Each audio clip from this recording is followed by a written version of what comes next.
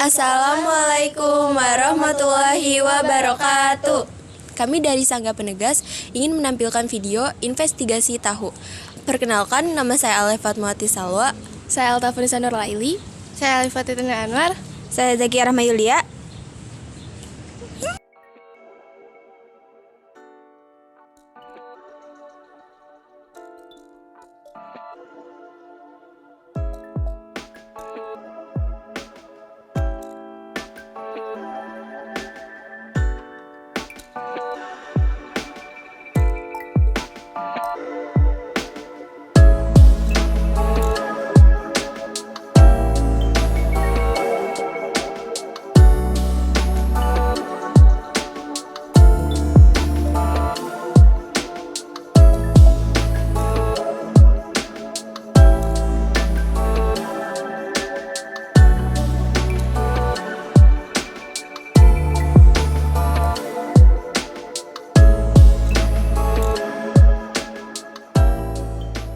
Bapak bangun usaha ini dari tahun berapa?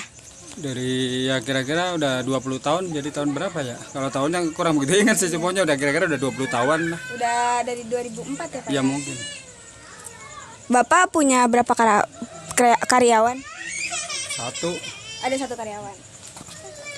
Pendapatan seharinya kira-kira berapa ya Pak? Ya sekitar 1 juta. 1 juta. Kenapa Bapak memilih buat usaha tempe? Ya karena turun-temurun. Turun-temurun Iya, keluarga. turun-temurun, iya.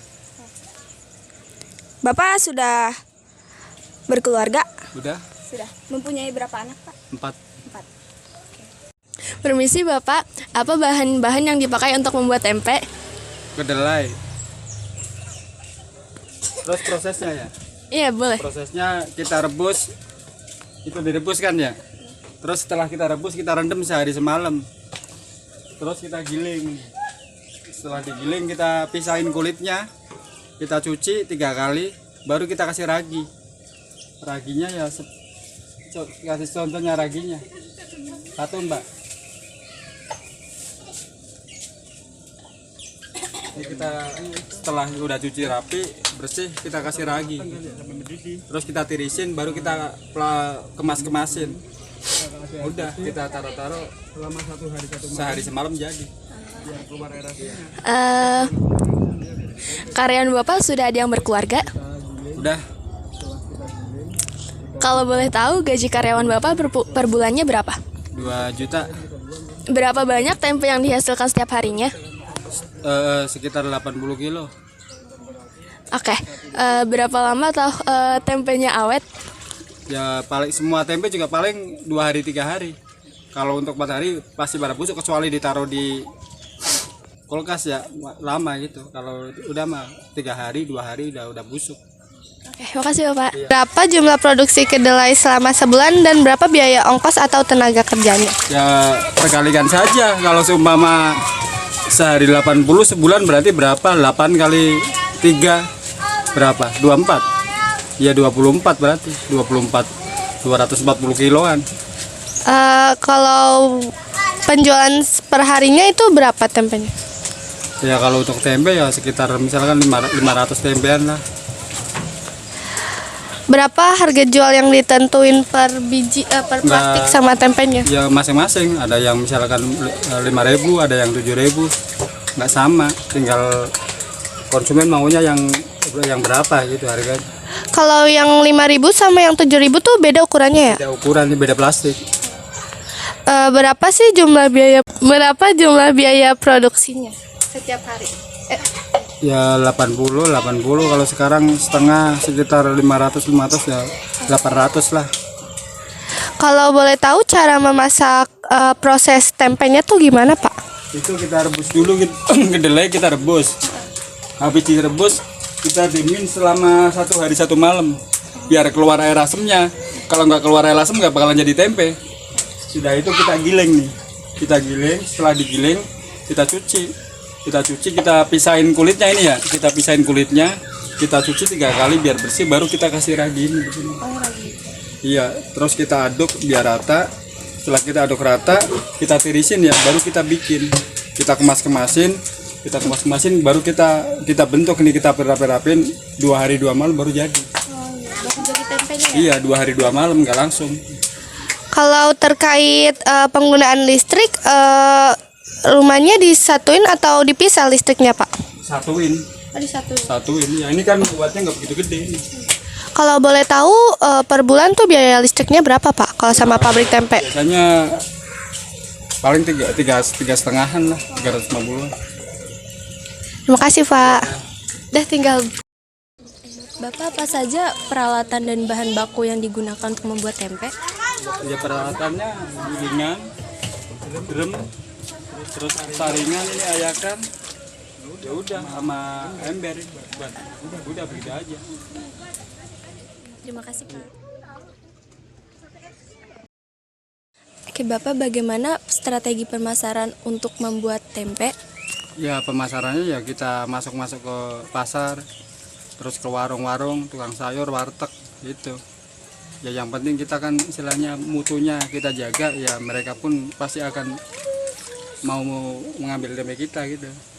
Kalau tempenya jelek kan mereka nggak pada mau. Yang penting kualitasnya.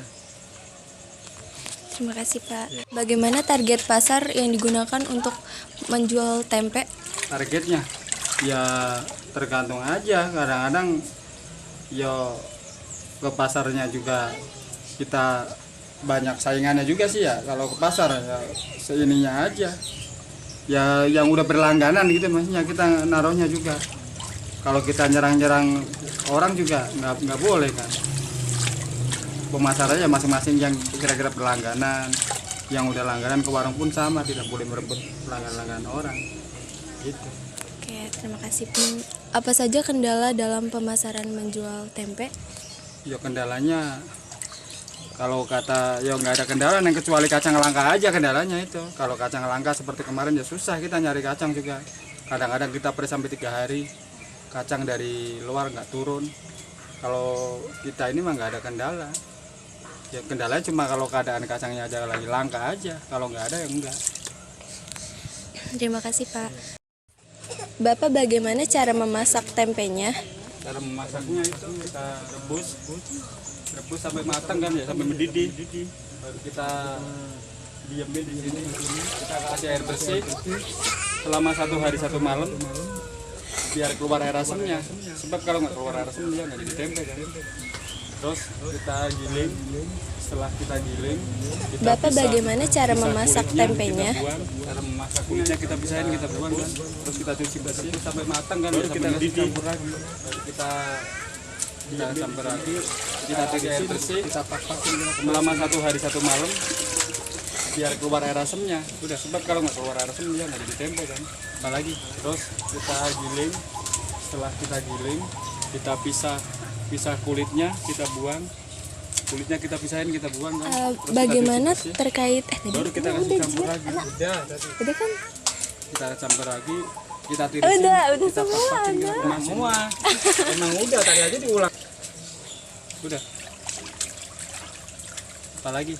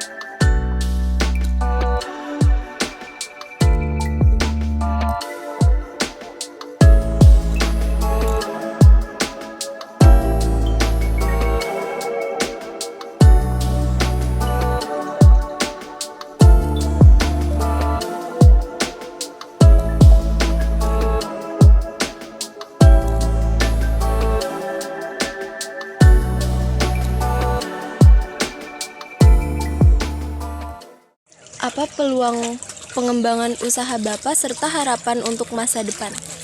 Ya harapannya kedelai yang murah, kedelainya murah aja gitu. Kalau kedelai murah kan untungnya juga lumayan. Kayak kemarin kan harga kedelai naik hampir 500.000. Ini mending sekarang udah turun lagi. Alhamdulillah ya Pak. Apa? Terima kasih ya Pak buat waktunya. Iya. Maaf juga kalau mengganggu Ya, nggak Waktu apa-apa. kerja Bapak. Semoga usahanya semakin lancar dan banyak rezekinya. Amin. Terima kasih ya Pak sekali lagi. Terima kasih Pak.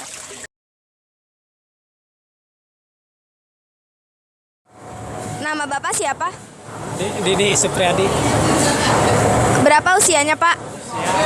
63. Saat usia berapa Bapak memulai bisnis tahu ini? 60-an. 60-an. Apakah Bapak sudah berkeluarga? Sudah. Bapak awal memulai bisnis ini tuh sendiri. Awalnya saya ikut sama bos, cuma anak buahnya saya. Berapa modal usaha tahu ini Pak? Modal saya tahu yang di 5 cuma 320.000, 16 kilo. Berapa lama bisnis Bapak berjalan? Bikinnya paling lama 2 jam itu. Satu masakan 2 jam. Sudah berapa banyak jumlah karyawan di sini Pak? Tahu berapa orang ya? Ada yang kerja mah ada 20 orang maksimum.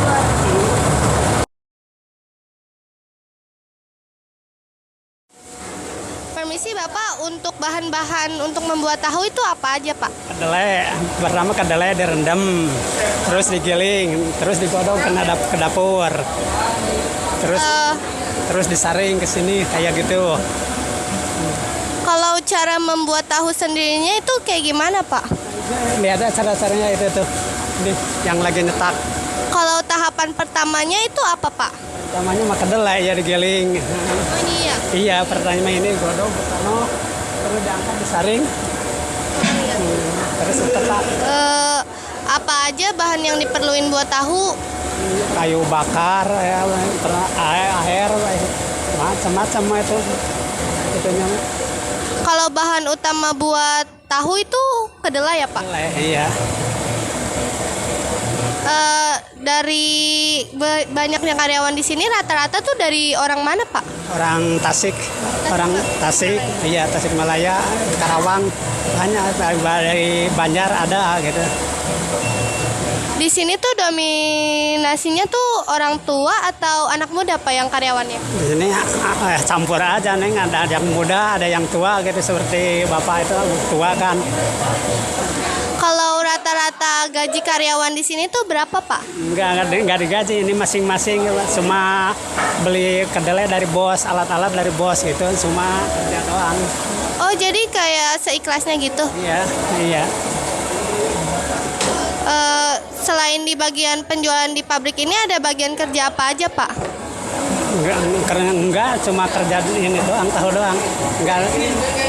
Kalau tahu sendiri dalam sehari tuh bisa dihasilin berapa banyak Pak? 300 biji ada kalau per orang gitu, 300 biji itu. Terima kasih Pak.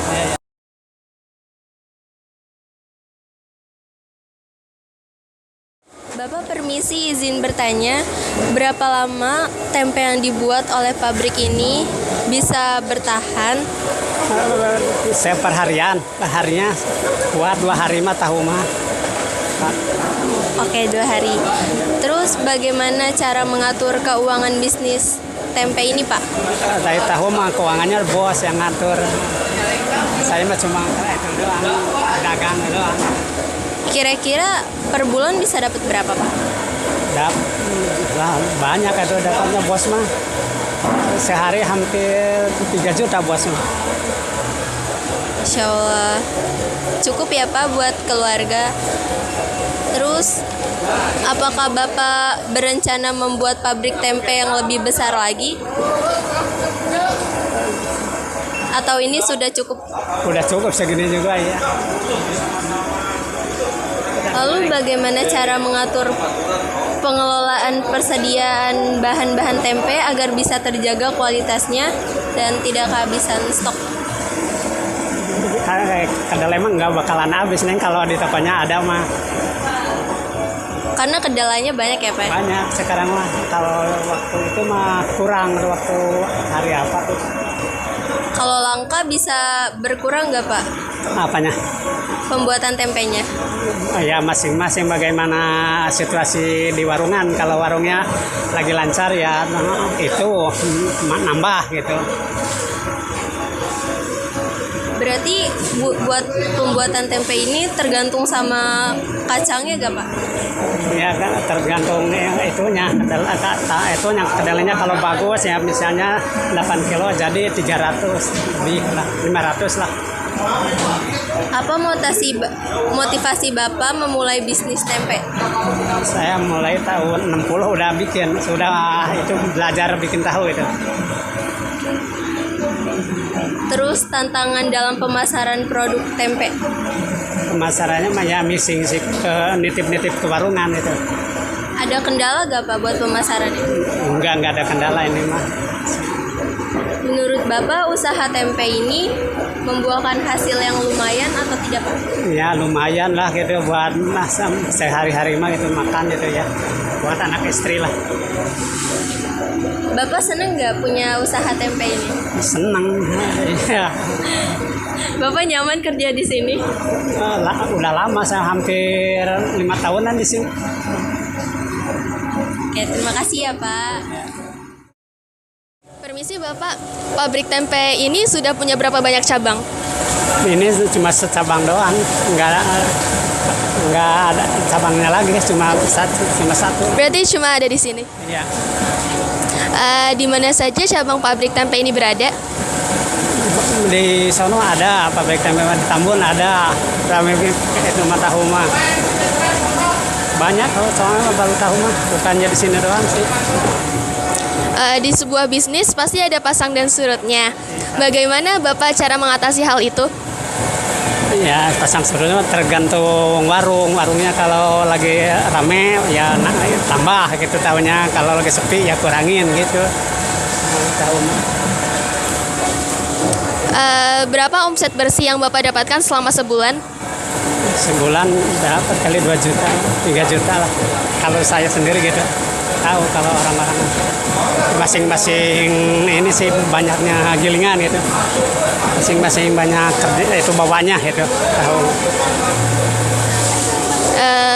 Selain berdagang secara langsung, apakah Bapak menjualnya secara online juga? Enggak online, nitip-nitip ke warungan gitu. Ke warung nasi, itu warung sayuran, warung uduk gitu. Kalau boleh tahu warungnya tuh ada berapa banyak sih? Ada 20 mah lebih lah. Selain kalau iya, bagaimana cara menyimpan atau mengemas tempe agar tetap segar? Habis di kaleng tuh dicuci dulu, terus direbus di sono di pengrebusan, terus diganti lagi, disalin lagi airnya besok. Berapa modal Bapak dalam memulai bisnis tempe ini?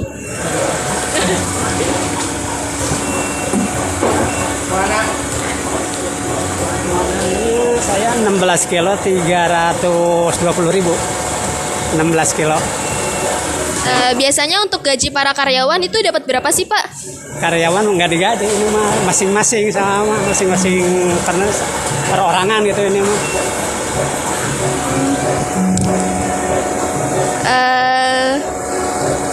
Para karyawan di sini biasanya berasal dari daerah mana? Iya, banyak kan dari Tasik, dari Karawang, dari Jawa ya.